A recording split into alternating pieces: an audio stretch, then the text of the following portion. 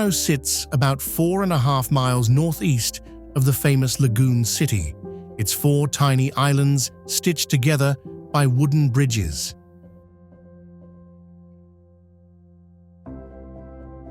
Local records from 1521 already praise the village for its boldly painted homes, a tradition that helped returning fishermen spot their doorways when thick winter fog rolled in. A municipal ordinance passed in 1959 still assigns each owner a specific palette, so walls continue to glow with sunflower yellows, mint greens, and sky blues. Reflections in the San Mauro Canal double every vivid shutter to create a moving rainbow that drifts with passing boats.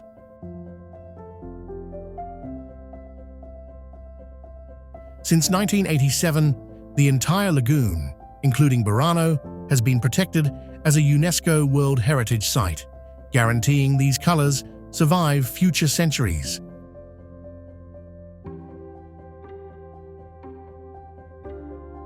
Everyday Burano keeps its own slow rhythm despite the day trippers.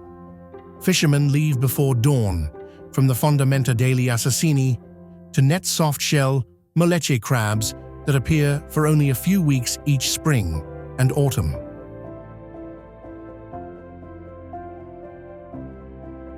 Families worship beneath the leaning Campanile di San Martino, a 1714 bell tower that rises roughly 171 feet and leans about 6.5 feet off center, yet still tolls on the hour. A pedestrian bridge leads to quiet Mazzorbo, where monks planted the rare Dorona grape in the 1300s, and its golden wine now pairs perfectly with lagoon-fresh risotto de go. After sunset ignites the pastel walls, the day's last vaporetto hums away across the water, and Burano's color-washed streets fall hushed and silver under the moon.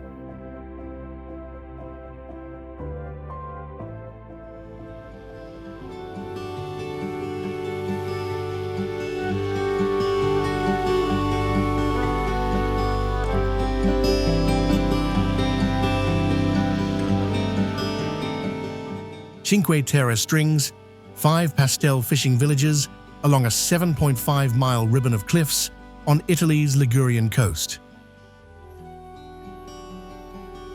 Locals say the rose, lemon, and sky blue homes once helped sailors spot their harbor, and UNESCO added the whole landscape to its World Heritage List in 1997.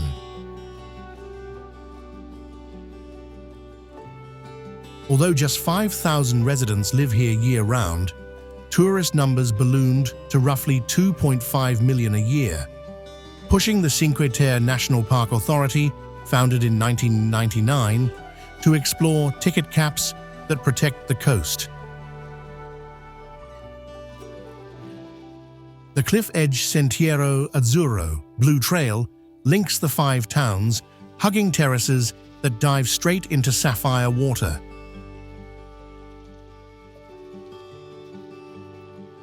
Each bend reveals a new postcard view, from Vernazza's Pink Harbor Tower to Manarola's rainbow stack of houses.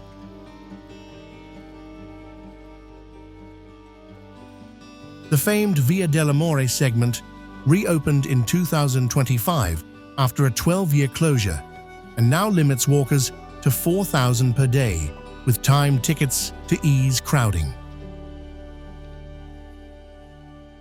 Steep vineyards still yield the honey gold Chefchaouen wine, harvested entirely by hand in what locals call heroic farming. As dusk falls, train windows flash through seaside tunnels, and the stacked villages glow like lanterns against the dark sea. Stone-walled terraces, first cut by medieval monks, now form more than 300 acres of Italy's smallest but most densely populated National Park, preserving both vines and views.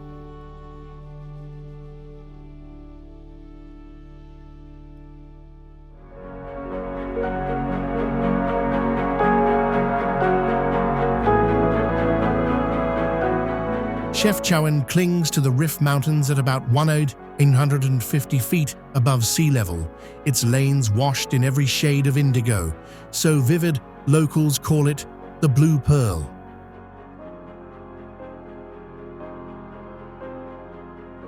Legend credits Jewish refugees in the 1930s for first painting walls sky blue to mirror heaven and keep mosquitoes away, a ritual homeowners still repeat twice a year.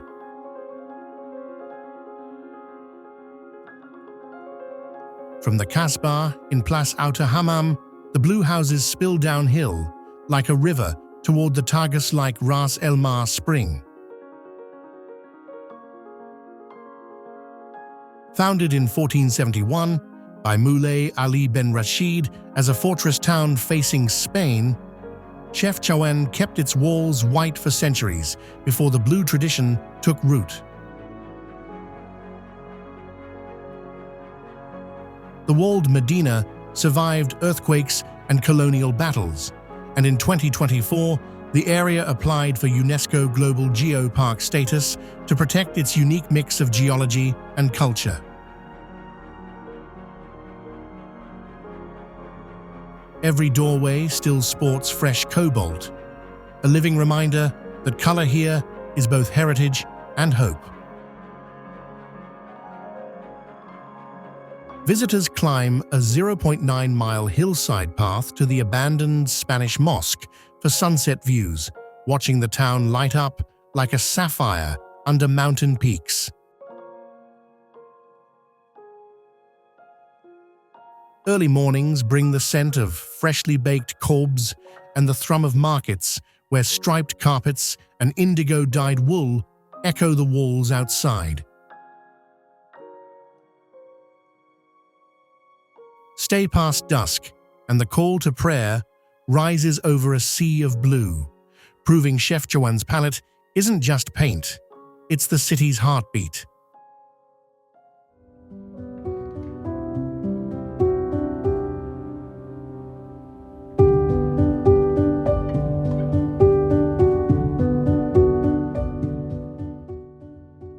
Guanajuato clings to a narrow valley 6,700 feet above sea level, its hillsides stacked with tangerine, mint, and sunflower houses that look like confetti poured across the rock.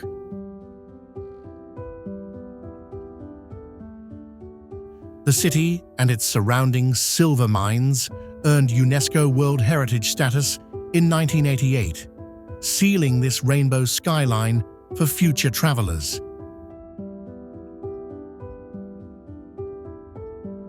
Bright strands of magenta bougainvillea spill off many balconies each spring, deepening the valley's natural kaleidoscope.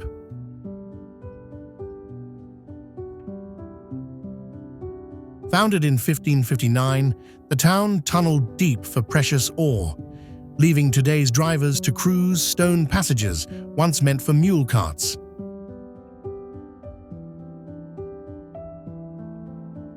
Hidden in the maze is Callejón del Beso, a lover's alley only 66 inches wide, where balconies almost touch. Couples still line up to kiss on its red third step for luck.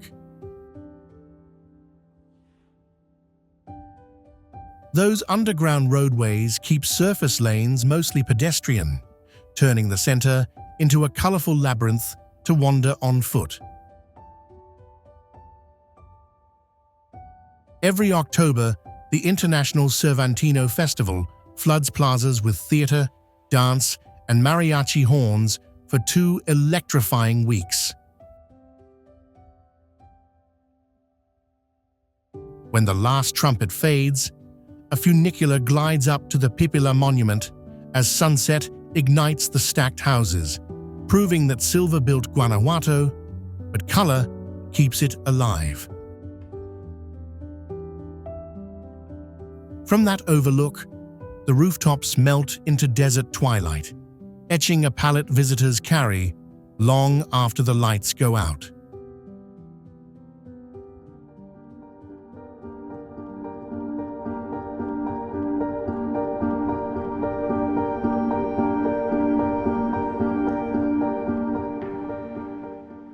Copenhagen's postcard of color is Chefchaouen, a 17th century canal dug between 1670 and 1673 that stretches roughly 1,500 feet from Kongens Nytorv to the open harbor. Early sailors called it New Harbor, but its narrow row houses, painted butter yellow, tangerine, robin's egg blue, and barn red, soon earned it a brighter reputation. Restoration laws passed in the late 1960s require owners to refresh facades in the original bold shades, ensuring the scene stays vivid even through Nordic winters. Reflections ripple twice the palette across the canal's slate-grey water, so every boat launch looks like it's slicing through liquid-stained glass. Evening cafe lights then cast warm amber glows that make the houses appear to deepen in hue as the sun dips below the skyline. Behind those facades lies nearly 350 years of maritime law. House number 9, erected in 1681, is the oldest building on the quay, still sporting its original pine beams and mustard plaster. Fairy tale author Hans Christian Andersen rented rooms at Nostia 20, 67, and 18 between 1834 and 1875, penning The Princess and the Pea and other classics while watching schooners unload spice crates and Baltic timber. Most structures rise just under 60 feet, yet their pitched roofs and shuttered dormers turn the skyline into a cheerful, sawtooth rainbow. From dawn's first pink glow to midnight's golden street lamps, Chefchaouen proves that Copenhagen doesn't just endure long winters, it brightens them for everyone who visits.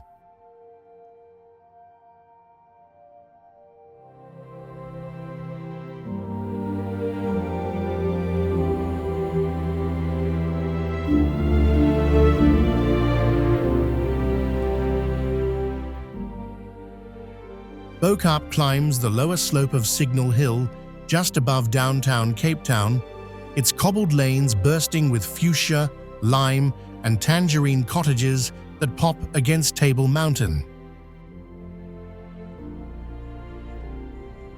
Residents began painting so boldly after rules that once forced white facades were scrapped, turning every street into a living rainbow.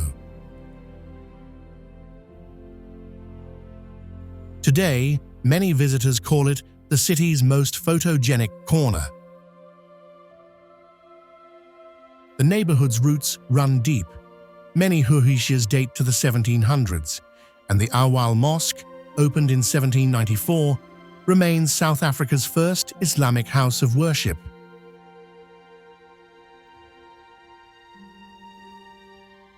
Their vivid coats now honor Cape Malay heritage, and the small Bo-Kaap Museum nearby shares that journey with curious guests. Together, these buildings form a colorful archive of faith and freedom. Selfie seekers crowd the narrow streets daily, so locals push the city to curb big tour buses and unchecked development. New rules now restrict large coaches, while community groups continue fighting gentrification that could dull their rainbow legacy. Visitors who tread lightly help keep those colors and the culture thriving.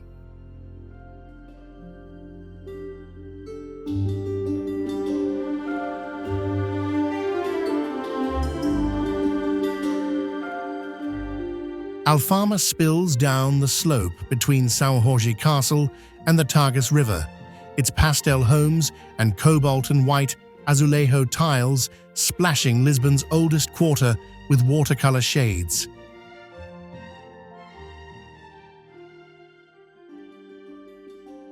Because the district sits on solid rock, it was one of the few areas to survive the devastating 1755 earthquake almost intact. Today, those twisting 18th century lanes still flash terracotta, coral, and sky blue at every turn.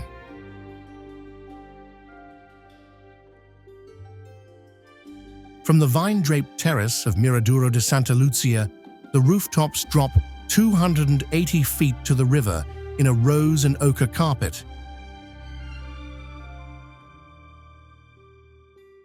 Lisbon's vintage yellow tram 28 rattles through these narrow alleys on its 7-kilometer route, brushing doorways no wider than the streetcars themselves.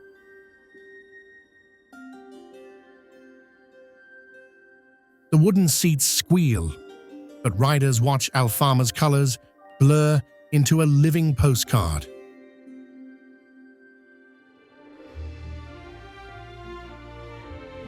Dusk trades sunlight for lantern glow as tavernas grill sardines and the bittersweet notes of fado pour from cellar bars.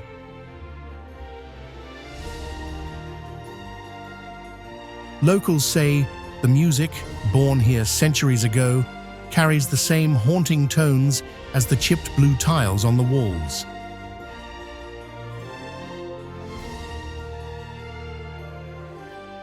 Whether you snap a quick panorama or linger with wine in a tiny square, Alfama proves Lisbon's color is as much feeling as sight.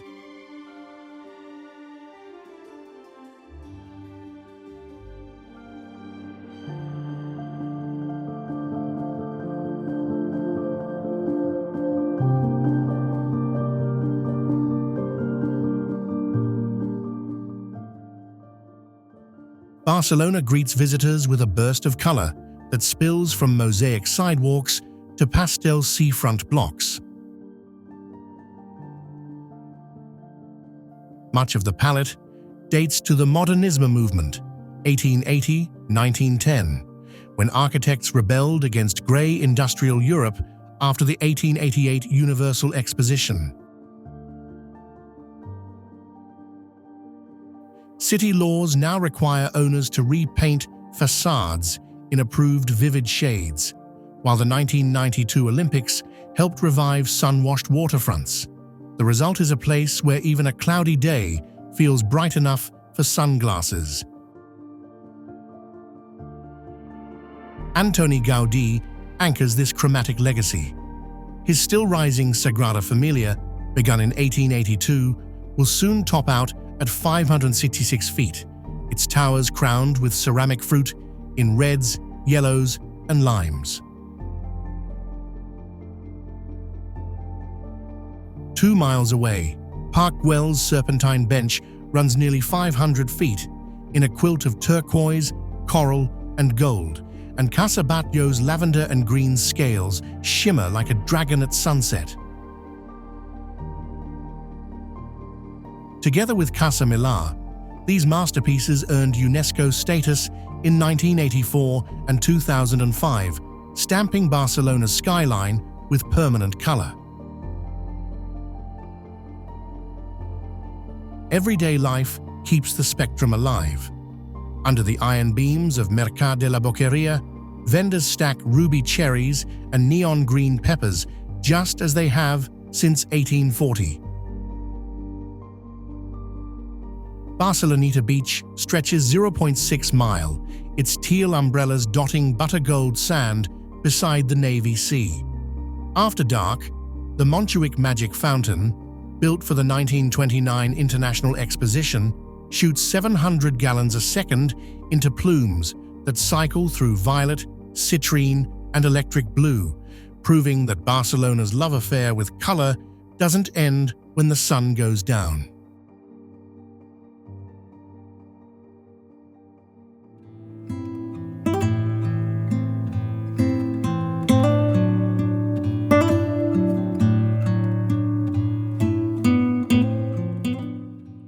Dubrovnik, often called the Pearl of the Adriatic, sits on Croatia's Dalmatian coast, where medieval stone walls rise directly from the turquoise Mediterranean waters.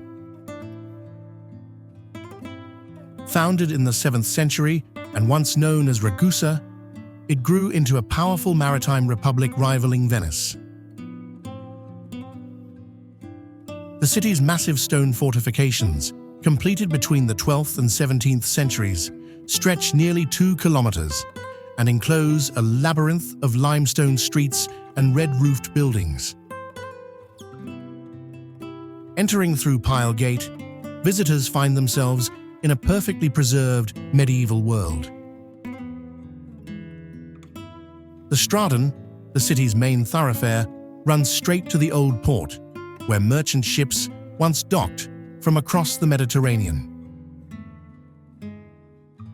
Religious and historical landmarks fill the old town. The Dubrovnik Cathedral, rebuilt in the 18th century after an earthquake, stands on the site of a 7th century basilica and houses priceless relics, including what is believed to be part of the cross on which Jesus was crucified.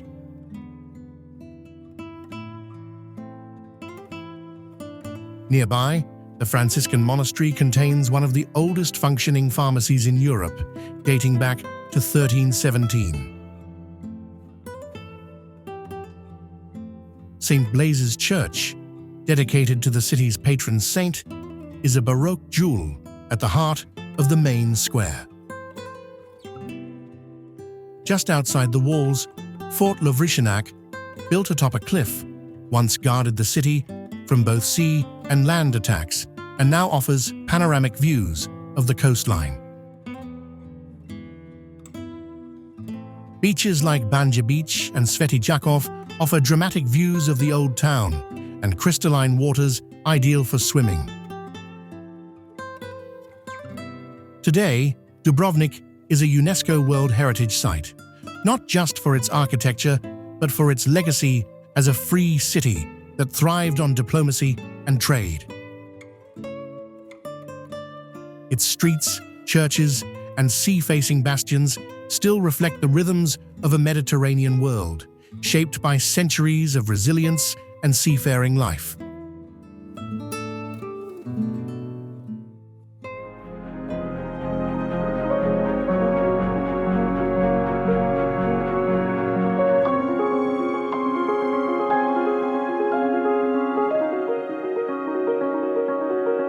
Whitewashed buildings, blue-domed churches, and sunsets that light up the sky. This is Santorini, Greece.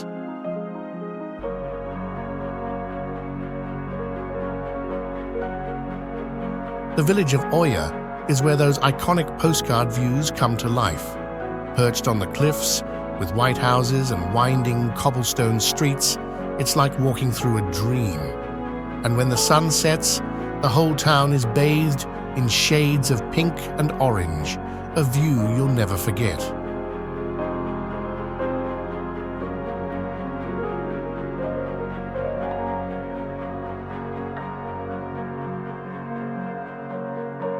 Santorini's volcanic beaches are something special too.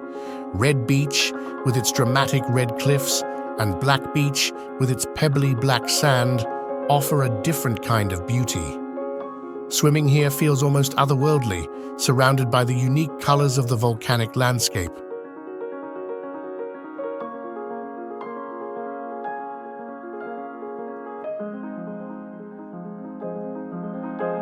But Santorini's past is just as dramatic as its landscape.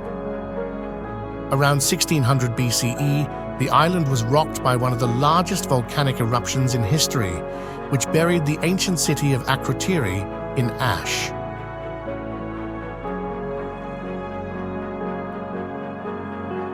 This eruption is often linked to the legend of Atlantis, and today you can visit the preserved ruins of Akrotiri, walking through streets that haven't changed in thousands of years.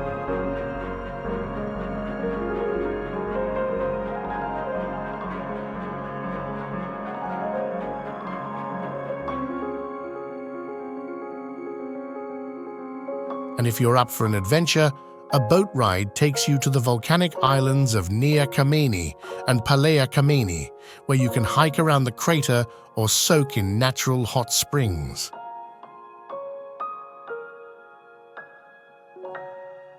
Santorini isn't just about sights, it's about taste too. The local wine, especially the crisp, dry Assyrtiko, is a must-try. Grown in volcanic soil, it has a flavor all its own, best enjoyed while watching the Aegean Sea stretch out in front of you.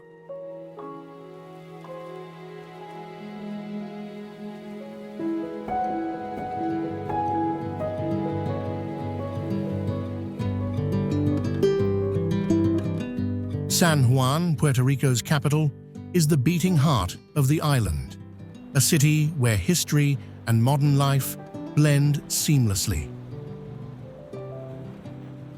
Founded in 1521, it's the oldest European established city in the United States and its territories.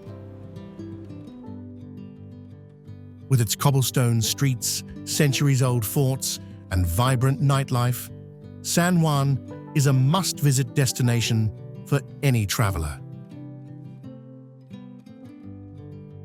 Old San Juan is a living museum.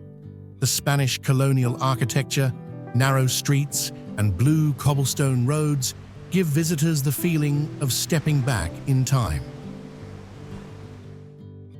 At the heart of it all is the San Juan Bautista Cathedral, one of the oldest cathedrals in the Americas and the final resting place of Juan Ponce de León, Puerto Rico's first governor. One of the most iconic landmarks here is El Morro, a 16th century fortress built by the Spanish to defend against pirate attacks and rival European powers. With 6 levels of stone walls, cannons, and secret tunnels, El Morro offers not only a glimpse into Puerto Rico's past, but also some of the best views of the ocean. Nearby, Castillo San Cristobal stands as the largest Spanish fort in the Americas, built to protect the city from land-based attacks. Beyond the historic district, San Juan is also home to Santurce, the city's cultural epicenter. This neighborhood is bursting with street art, music, and nightlife. Here, you'll find La Placita de Santurce, a local market by day that transforms into a lively party scene at night, filled with salsa dancing and live bands. For those looking for a more relaxing side of the city, Isla Verde is the perfect escape. This area is known for its pristine beaches, luxurious resorts, and beachfront bars. It's a favorite spot for both tourists and locals to unwind and enjoy the Caribbean sun. San Juan is also home to world-class dining, shopping, and entertainment. The Condado district is often called the Miami of Puerto Rico, with high-end restaurants, luxury hotels, and a vibrant nightlife scene. From historic landmarks to stunning beaches and a thriving cultural scene, San Juan is the perfect introduction to everything Puerto Rico has to offer.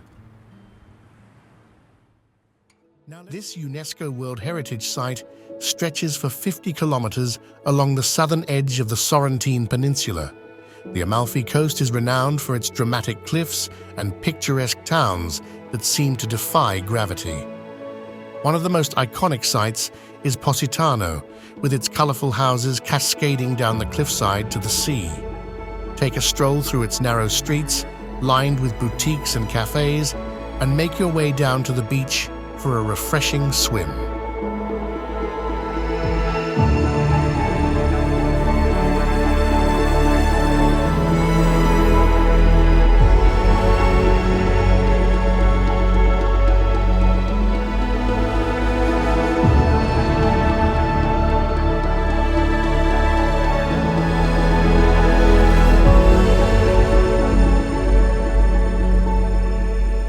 be sure to visit Ravello, a charming town perched high above the coast.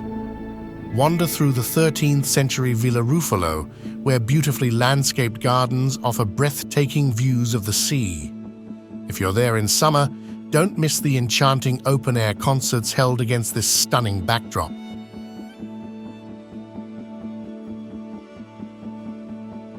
In Amalfi itself, step into the Duomo di Sant'Andrea, a 9th century cathedral that blends Byzantine, Gothic, and Baroque architecture into a masterpiece.